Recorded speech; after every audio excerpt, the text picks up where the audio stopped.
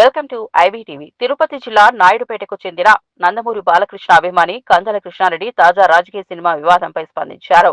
ఇటీవల అసెంబ్లీలో బాలకృష్ణ చేసిన ప్రసంగంలో మెగాస్టార్ చిరంజీవి పేరు అనవసరంగా లాగారనే ఆరోపణల నేపథ్యంలో ఆయన తన అభిప్రాయం వెల్లడించారు. చిరంజీవి ఎక్కడా బాలయ్య పేరు ప్రస్తావించలేదని, అలాంటప్పుడు ప్రెస్ నోట్ ఎందుకు రిలీజ్ చేశారో అర్థం కావడం లేదని ప్రశ్నించారు. ఆ రోజు జరిగిన ఘటనపై మొదటగా పవన్ కళ్యాణ్ స్పందించారని, అప్పుడు ఎలాంటి అభ్యంతరం వ్యక్తం చేయలేదని గుర్తు చేశారు. ఈ గురించి మాట్లాడారా? ఏమీ లేకనే ప్రెస్ నోట్ రిలీజ్ చేయాల్సినంత అవసరం ఏమొచ్చింది? ఉమ్మడికాయలు దొంగ రెండు బుధాలు దొంగకున్నట్టు ఈ గురించి ఆయన చెప్పలేదే. ఎస్పెషల్లీ మీ పేరు ఎత్తలేదే. నేను వాళ్ళ అభిమానులకి మేమందరం కలిసే ఉంటున్నాం కదా, అందరం కలిసి పని చేసుకుంటున్నాం కదా, అందుకని వివరణ ఇవ్వాలన్న ఉద్దేశంతోనే మాట్లాడుతున్నాం.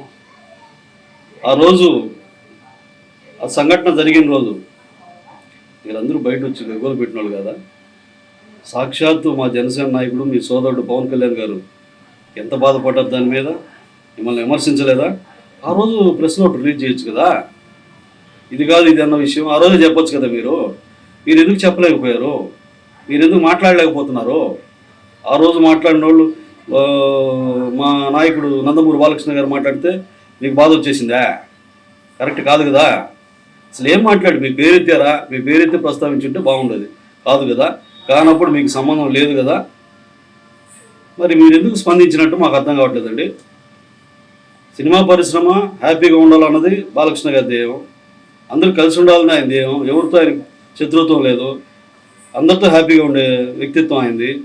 అది మీకు తెలుసు. కానీ మీరు ఎందుకు మాట్లాడుతున్నారో, ఎందుకు ప్రెస్లో రిలీజ్ చేశారో మాకు అర్థం కావట్లేదు.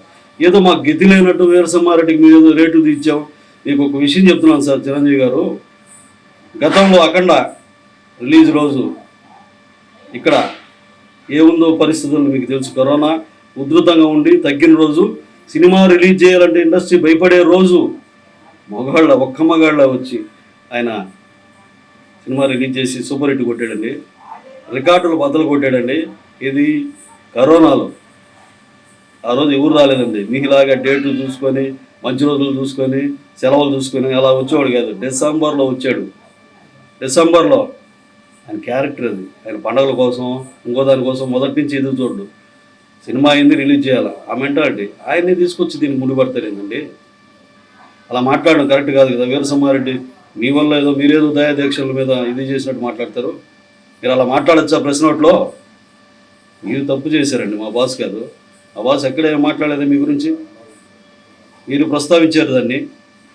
ఇకపోతే మా సైకో ఏమంటే మేము స్లోగనే 2024 మా స్లోగన్ సైకో పోవాలి సైకిల్ రావాలి, సైకో పోవాలి సైకిల్ రావాలి. అదో సైకో నీ గురించి పోయినాం ఎలక్షన్కి. సైకో పేరు చెప్పి పోయాం ఎలక్షన్కి. మమ్మల్ని బ్రహ్మాండంగా ఆశీర్వదించింది ఆంధ్రప్రదేశ్. సైకో అంటేనే స్పందించింది. అంటే నువ్వు సైకో అని డిసైడ్ అయ్యి నీకు 11 సీట్లు ఇచ్చాను ఆయన సైకో అభిమానులు, పేటీఎం కార్యకర్తలు, సైకో మాజీ మంత్రులు మీకు ఒకటే చెప్తున్నా. ఆ రోజు మీకు 11 సీట్లు ఏ విధంగా ఇచ్చారంటే సైకిల్ రావాలి సైకో పోవాలి. సైకో పోవాలనే నినాదంతో మేము వెళ్ళాం జనాలు కడిగి. ఇది మర్చిపోవద్దు. దానికే మమ్మల్ని గెలిపించారు. మీరు సైకోని ఆంధ్ర రాష్ట్రం అంతా కోడి కోస్తుందని ఆయన. అందుకే బాలయ్య అన్నాడు మీరు సైకో అని. ఇంక వేరే ఏమీ లేదు మిమ్మల్ని. అదే సభలో సాక్షాత్తు ఆయన చెల్లెలు ఏమంటే మాట్లాడితే మీరు నోరు మీద పని నాయకులు మంత్రులు మీరు మాట్లాడుతున్నారా ఈరోజు సైకో అన్నాడని? సైకో అంటే బూతు కాదే. తెలుసుకోండి మిస్టర్ సైకోస్, సైకో ఫ్యాన్స్, సైకో పీడార్టిస్ట్. మీకు ఒకటే చెప్తున్నాం. మా బాలయ్య జోలికి ఎవరు వచ్చినా వేరే విధంగా ఉంటుందని తెలియజేస్తున్నాం. వేరే విధంగా ఉంటుంది. తమాషాలు పడుతూ ఉన్నారు. వేరే విధంగా ఉంటుంది. అంబటి గారు మీ అందరికీ చెప్తున్నా, ఏటీఎం బ్యాచ్కి అంతా చెప్తున్నా, ఇది కరెక్ట్ కాదు. సైకో పోవాలి సైకిల్ రావాలనే నినాదంతో మేము వచ్చాం మీ ముందుకి. సక్సెస్ అయ్యాం. కాబట్టి మాది రైట్, మీది రాంగ్. అసెంబ్లీలో అందుకే మాట్లాడారు సైకో అని. మాట్లాడితే తప్పే లేదు. మిమ్మల్ని మీరు సైకోలోనే ప్రవర్తించారు. ఆ రోజు సినిమా పరిశ్రమ నగదొక్కాలని చూశారు. మీరు ఎన్ని చేశారో రాష్ట్రం సినిమా పరిశ్రమ అంతా చూసింది. సినిమా హాల్ని ఎంత ఇబ్బంది పెట్టారో, ఎవరో ఏం చేశారో అందరికీ తెలిసిన ఆయన.